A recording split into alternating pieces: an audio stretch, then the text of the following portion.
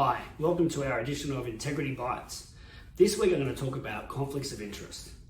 Now, in the last few weeks and months, we've seen a few good examples across corporate and government of conflicts of interest come into play and costing people their jobs, or almost costing their jobs.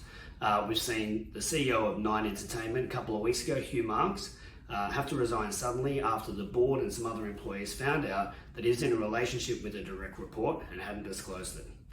Not long before that, we saw explosive allegations of New South Wales Premier Gladys Berejiklian coming out and saying that she had a personal relationship with an MP, Darren Maguire, who she terminated 2 years ago when corrupt allegations came to pass.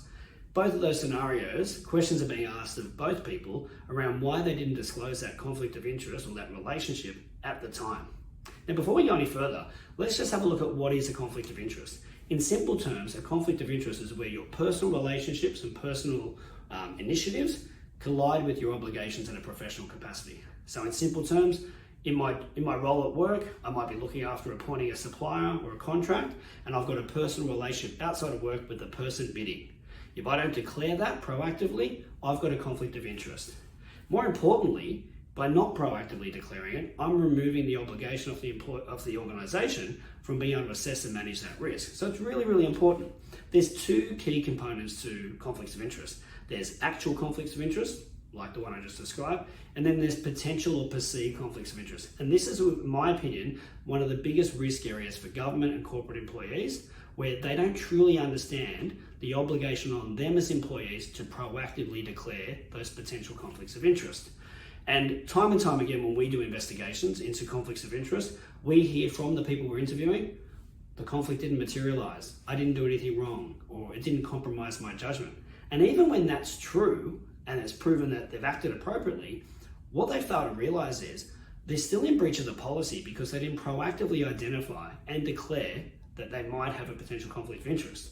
And by not doing that, they've removed the ability for the organization to assess and manage the risk. And by doing that, we mean they might remove Darren out of actually being involved in the contract because it doesn't look right and we can manage the risk, or we're going to change his role, or we're just going to assess it.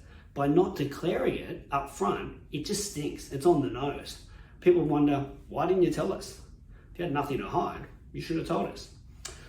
I think it's one of the biggest areas facing organizations today. And the reason it's not clear is because no one's spending any time training their employees. We have policies, we give them a copy of the policy, and we expect them to figure it out.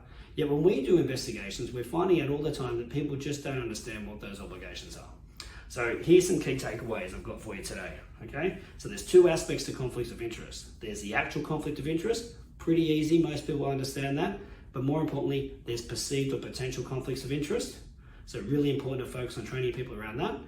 Second point, the onus is on the individual employee to identify and report to management the potential conflict of interest. Your responsibility as an employee. You fail to do that, people start asking you questions. Third one, once it's been declared, it's up to the organisation to assess and manage the risk appropriately. Anyway, I hope you got something out of that today, and we'll catch you on the next Integrity Bites update.